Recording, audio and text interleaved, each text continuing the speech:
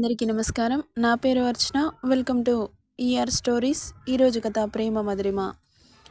తాతయ్య, నువ్వేం చేస్తావో నాకు తెలీదు. నా చెల్లి నా దగ్గరికి రావాలి అన్నాడు దేవ్. అదేంటి దేవ్, ఎందుకంత ఆవేశపడుతున్నావు? నీ చెల్లి ఎక్కడికి వెళ్తుంది? కొంచెం ఓపిక పడితే నీ బావ మారుతాడు. అప్పటి వరకు ఓపిక పట్టొచ్చు కదా. తనని ఎత్తుకెళ్ళడానికి ఎందుకు ప్రయత్నించావు? వాడు దాన్ని చంపేస్తాడు. అసలు మనిషేనా వాడు? రాక్షసుడిలా బిహేవ్ చేస్తున్నాడు. నీకు తెలియదు తాతయ్య, వాడి గురించి సెక్సువల్ హరాస్మెంట్ చేస్తున్నాడు. నా చెల్లెల్ని నా ముందే ముద్దు కూడా పెట్టుకున్నాడు అంటుంటే, దేవ్, అసలేమనుకుంటున్నావు? నా మనవడి గురించి వాడి కెరియర్లో ఒక్క రీమార్క్ కూడా లేదు. అలాంటిది నీ ఇష్టానికి మాట్లాడుతున్నావు? తాతయ్య, నీ మనవడి గురించి మాట్లాడుతుంటే మీకు అంత కోపం వస్తుంది? ఒక్కసారి వెళ్ళి చూడండి నా చెల్లిని ఎంత ఇబ్బంది పెడుతున్నాడో, ఎంత టార్చర్ చేస్తున్నాడో. వాటి గురించి మీరు మాట్లాడరా? అవునులే, మీకో న్యాయం, నా చెల్లికో న్యాయం. దానికి మాయమాటలు చెప్పి వాడితో ఉండేలా చేశారు. అదో పిచ్చిది. వాడు ఎలా చెబితే అలా చేస్తోంది. నా చెల్లికి ఏ మందు పెట్టాడో నా మాట కూడా వినట్లేదు. నా చెల్లికి నేనంటే ప్రాణం, నా మాట అంటే శాసనం. అలాంటిది నేను ఎంత అరుస్తున్నా వినిపించుకోకుండా వెళ్ళిపోయింది. నా చెల్లికి నన్ను దూరం చేస్తున్నారు. అంతా మీ చెలవే. చూస్తాను ఇంకా ఎన్ని రోజులో తనని టార్చర్ చేస్తారో చూస్తాను అంటూ విసురుగా కాల్ కట్ చేశాడు. తల పట్టుకొని కూర్చున్నాడు బల్దేవ్ గారు. దక్షి గారు, షీ ఈజ్ రీమా కల్లింగల్ అని ఇంట్రడ్యూస్ చేశాడు డైరెక్టర్. హలో రీమా గారు అన్నాడు హ్యాండ్ షేక్ ఇస్తూ. హలో అని నవ్వింది. ఇక కాసేపు ఇద్దరు ఇంట్రడక్షన్ అయిపోగానే మూవీ షూట్ స్టార్ట్ చేసే ముందు దేవుడికి పూజ చేసి స్టార్ట్ చేశారు. ఇక అతని కెరియర్లో చాలా డీసెంట్గా తన వర్క్ మీద ఫోకస్ చేస్తూ అన్నెసెసరీ టచింగ్స్ లేకుండా తనతో యాక్ట్ చేస్తున్న మొట్టమొదటి హీరోయిన్ అనిపించింది అతనికి. ఎలాంటి డిస్టర్బెన్స్ లేకుండా చాలా ఫ్రీగా ఆ రోజు షూట్ కంప్లీట్ అయింది. చిరాకు లేకుండా ఇంటికొచ్చిన దక్షిని చూసి కాఫీ తీసుకొని దగ్గరికి వెళ్ళింది దక్షిత. ఫ్రెష్ అయ్యి రిలాక్స్ అవుతూ ఆమె చెయ్యి పట్టి మెల్లగా దగ్గరికి లాక్కొని అతని ఒడిలో కూర్చోబెట్టుకుంటూ తాగించు అన్నాడు. కళ్ళు బాతుగుడ్లులా చేసి చూస్తోంది. అన్నాడు. ఇక అతని నోటికి కాఫీ అందించింది. ఏంటి డస్కి సైలెంట్గా ఉన్నావు? ఏమైనా కబుర్లు చెప్పే అంటుంటే, వామ్మో, బావేంటి ఈరోజు ఇంత హుషారుగా ఉన్నాడు? నన్ను కబుర్లు చెప్పమంటాడేంటి? కబుర్లు చెప్పే అంత చనువిచ్చాడా నాకు అని ఆలోచిస్తుంటే తల మీద ఒకటిచ్చి, చెప్పవే డస్కి, నువ్వు కాఫీ తాగావా అని అడిగాడు చాలా స్మూత్గా. తాగలేదు అన్నట్లుగా తల అడ్డంగా ఊపింది. అలా ఊపుతుండగానే ఆమె మోముని దోసిట్లోకి తీసుకొని ఆమె చేతిలో ఉన్న కాఫీని సిప్ చేసి ఆమె పెదాలందుకున్నాడు. అతని పెదాలలోని కాఫీని ఆమె మధువులకి అందిస్తుంటే నార్మల్ కాఫీ వేడి కంటే మరింత వెచ్చగా తగులుతున్న హీట్కి ఆమె నాలుక సురుక్కుమంది. అతను కొంచెం కొంచెంగా ఇస్తున్న కాఫీకి అతని లిప్స్ నుండి రిలీజ్ అవుతున్న జ్యూస్ ఇటు కాఫీ యాడ్ అయ్యి ఇంకా స్వీట్ కాఫీ జ్యూస్గా మారి సరికొత్త టేస్ట్ని రుచి చూస్తున్న డస్కి మునిపెన్నడూ చూడలేనటువంటి కాఫీ విత్ జ్యూస్ టేస్ట్ని వదల్లేకపోతోంది. ఇక ఇద్దరి మధువుల మదిరి మదాహం 15 నిమిషాల వరకు తీరలేదు.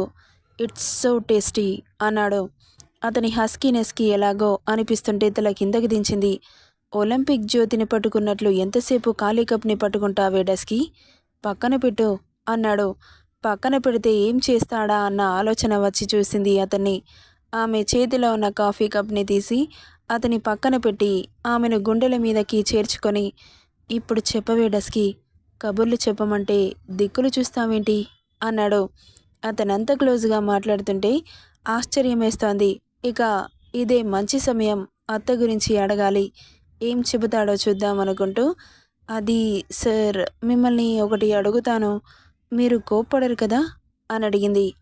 అతని ఛాతి మీద వేలితో రాస్తూ, చెప్పవే డస్కి, నువ్వు అడిగే క్వశ్చన్ మీద ఆధారపడి ఉంటుంది అన్నాడు. అది ఏంటంటే, మీకు ఎవరు లేరా సార్ అని అడిగింది. అంటే అన్నాడు అర్థం కానట్లు.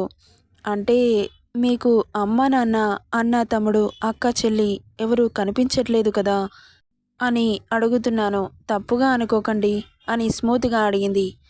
ఎవరూ లేరే డస్కి, నా ఫాదర్ తప్ప. అమ్మ ఎక్కడికి పోయింది అని అడిగింది చాలా భయపడుకుంటూనే. 8లోకి పోయింది. నీకెందుకే డస్కి? కబుర్లు చెప్పమంటే క్వశ్చన్స్ ఏస్తున్నావు? అదేంటి సార్ మీ అమ్మని అలా అంటున్నారు? తప్పు కదా! అమ్మంటే దైవంతో సమానం అనగానే అతనికి అనుగుణంగా ఉన్న ఆమె పీకని ఒక నొక్కు నొక్కాడు. క్షణం ఊపిరాడక ఒకటే దగ్గుతూ ఉంది. ఇంకోసారి చెత్త క్వశ్చన్స్ అడిగి నా మూడ్ స్పాయిల్ చేయకే డస్కి. చాలా పీస్ఫుల్గా ఉన్నాను అంటుంటే ప్లీజ్ సార్ కోపం తెచ్చుకోకండి. లాస్ట్ అండ్ ఫైనల్గా ఒకే ఒక్క క్వశ్చన్ అడుగుతాను. ప్లీజ్ ప్లీజ్ అని అంత దగ్గుతూ కూడా రిక్వెస్ట్ చేసింది. చెప్పి చావు. మీ అమ్మ మీ దగ్గరికి వచ్చి కన్నా నా దగ్గరికి రా నాన్నా, నేను ఏం తప్పు చేయలేదు. నువ్వు నన్ను అపార్థం చేసుకుంటున్నావు నాన్న. నిన్ను చూడకుండా ఇంకా ఎన్నేళ్ళు బ్రతకాలి? నేను కన్నాను కానీ నీకు ప్రేమ పంచే అదృష్టం లేకపోయింది. నేను బ్రతుకున్న ఈ కొన్ని రోజుల్లో నా గుండెల్లో పెట్టి చూసుకుంటాను.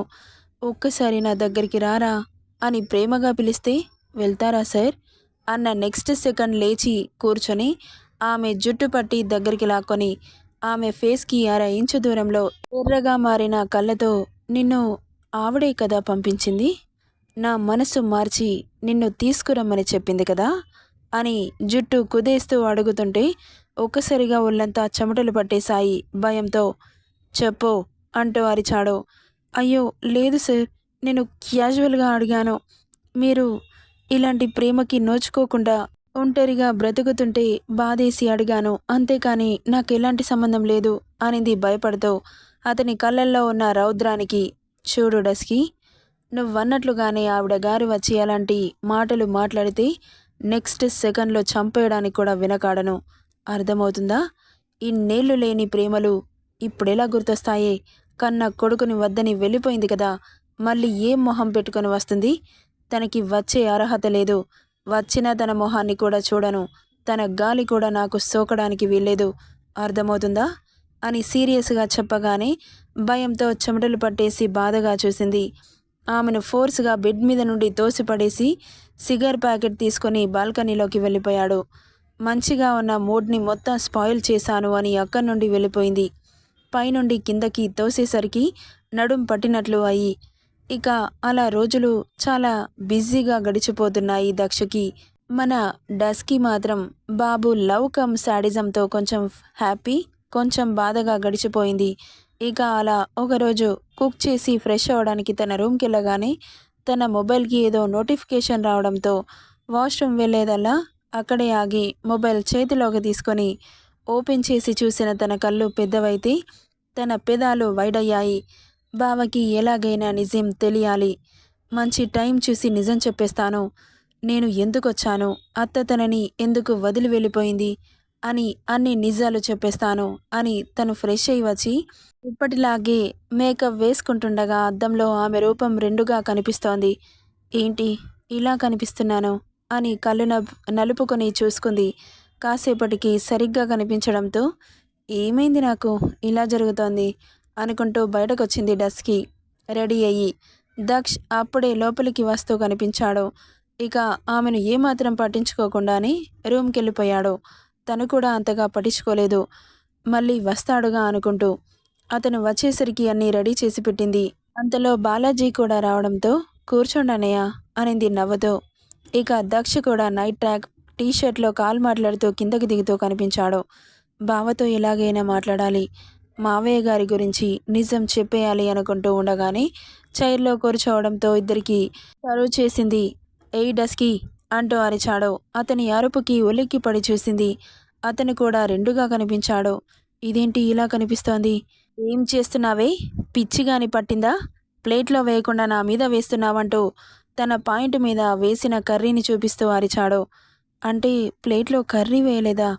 నాకెందుకు ఇలా కనిపిస్తోంది అనుకుంటూ సారీ సార్ అని కళ్ళు నలుపుకుంటూ అతని పాయింట్ మీద పడ్డ కర్రీని తుడిచి సారీ అని బాధగా చెబుతూ ఇదిగో ఫ్రెష్ ప్లేట్ తీసి అందులో వడ్డించి చేతికిచ్చింది.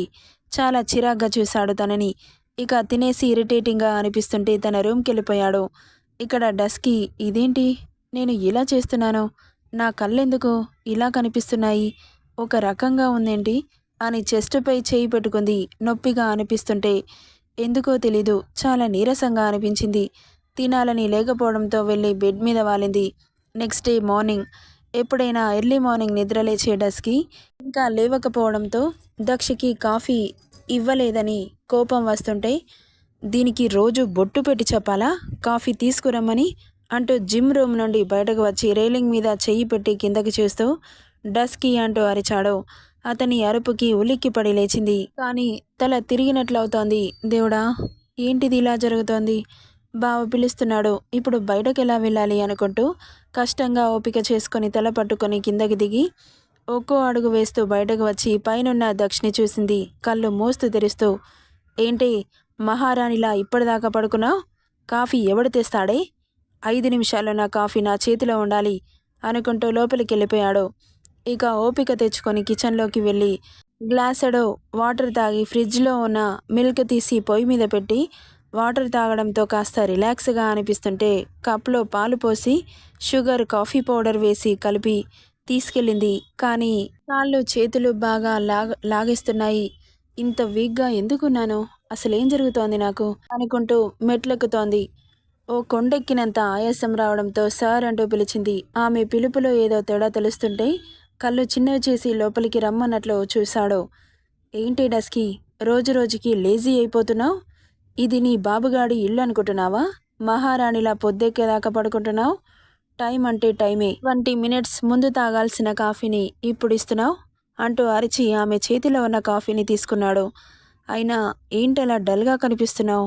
మళ్ళీ ఏం మాయరోగం వచ్చింది అని వెటకారంగా అడుగుతుంటే మూతి బిగించి చూస్తూ, ఏం లేదు సార్ అని తల తిప్పేసుకుంది. ఎలాగో కప్లో కాఫీ కాస్త ఉంచుతాడుగా, ఆ కప్లో ఉన్న కాఫీని తాగి తీసుకుని వెళ్ళింది. కిందకి వెళ్తున్న తనని క్షణం చూసి తల తిప్పేసుకున్నాడు. ఇక ఆ రోజు యథావిధిగా షూటింగ్కి వెళ్ళిపోయాడు. ఈవినింగ్ టైం చూసుకొని విషయం చెప్పాలనుకున్న డస్కి ఎదురు చూస్తూ ఉంది అతని కోసం. ఇక హాల్లో అటు ఇటు తిరుగుతుండగానే నీరసం ఇంకా ఎక్కువ అవడంతో అలాగే స్పృహ తప్పి పడిపోయింది. అమ్మ దక్షిత అంటూ పరిగెత్తుకుంటూ వచ్చింది రంగమ్మ. నెక్స్ట్ పార్ట్లో ఏం జరుగుతుందో చూద్దాం. ఈ స్టోరీ ఎలా ఉందో కామెంట్ చేయండి guys. Thank you for listening.